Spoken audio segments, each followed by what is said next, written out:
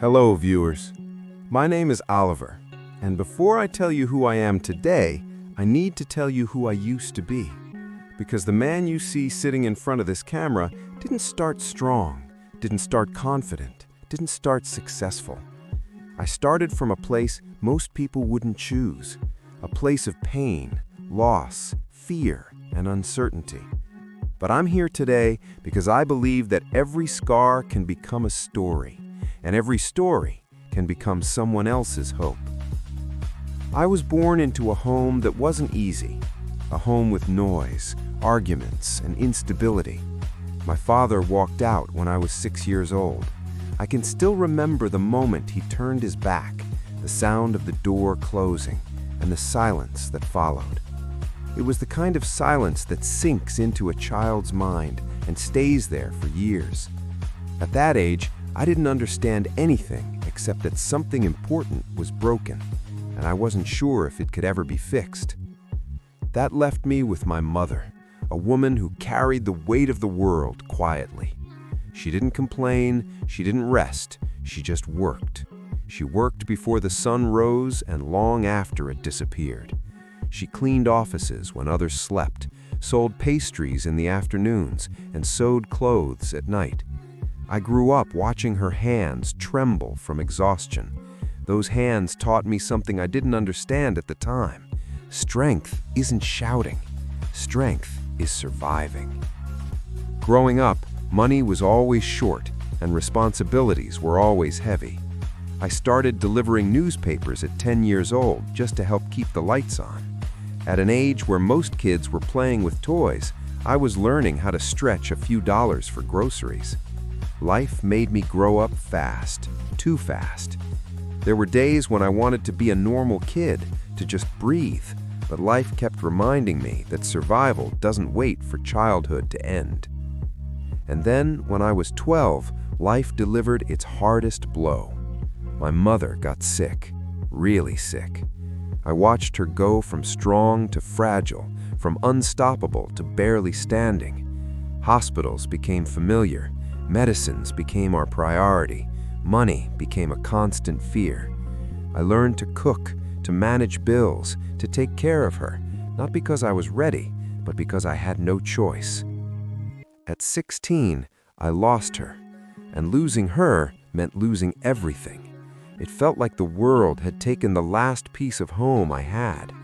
I remember standing beside her bed, watching her chest still, watching her face soften, and realizing that the person who had protected me from the world was gone.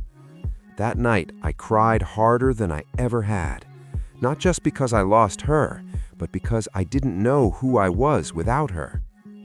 After that, I entered foster care. It wasn't cruel, but it wasn't home. I felt like a visitor in my own life. I spent nights staring at the ceiling, trying to understand why life was so heavy on me. And every night, when everyone slept, I opened a notebook, the only thing that felt truly mine, and I wrote.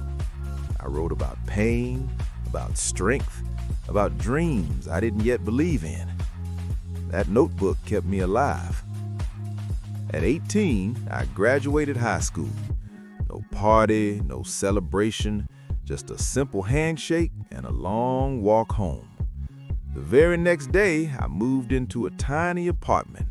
Bare floor, old walls, broken heater, but it was my space. And in that empty little room, I made myself a promise.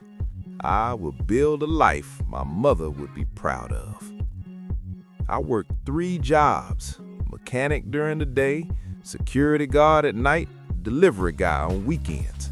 I barely slept, I barely ate, but I refused to quit. I enrolled in community college with money I didn't really have, taking classes that other people thought were a waste of time. Business, communication, writing, leadership. I didn't know what I was building. I just knew I had to build something. When I was 22, I took a leap and started my first business, a mobile mechanic service. I had no office, just a phone and a toolbox, but I had honesty, I had discipline, I had hunger. And slowly, so slowly, things started to change. One client turned into two, two into 10, 10 into 100. People trusted me because I treated them with respect. I didn't come from much, but I gave people what money can't buy: integrity. But success isn't a straight line, and life wasn't done testing me. At 24, a fire burned down the small garage I had saved for years to rent.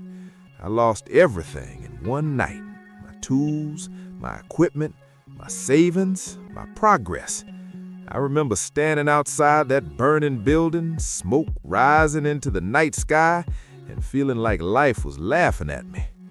For a moment, I felt that same helplessness I felt when my father left, when my mother died, when I slept in foster care.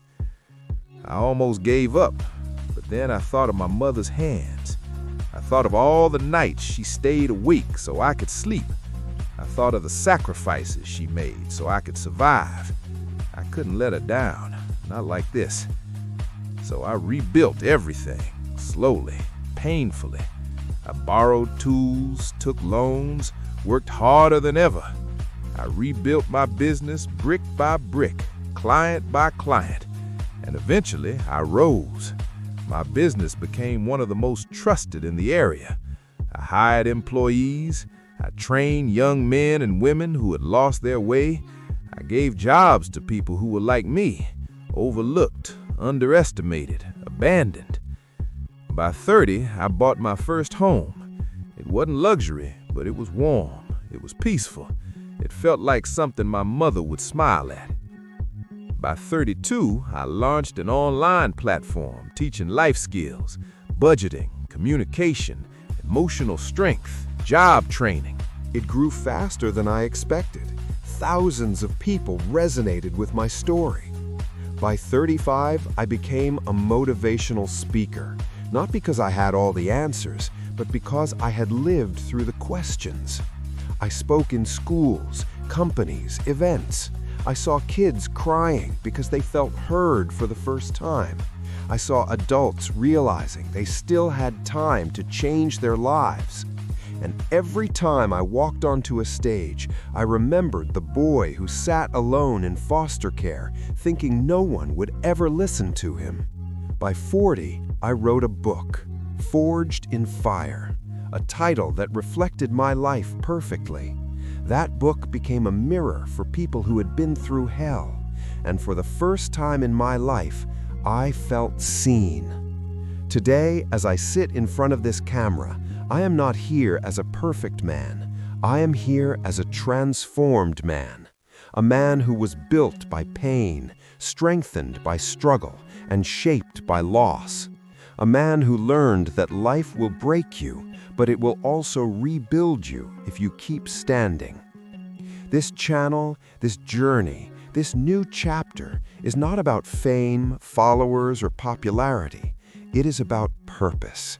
My purpose, your purpose, the stories that can change lives, the lessons that can rebuild someone's hope, the messages that can turn darkness into direction.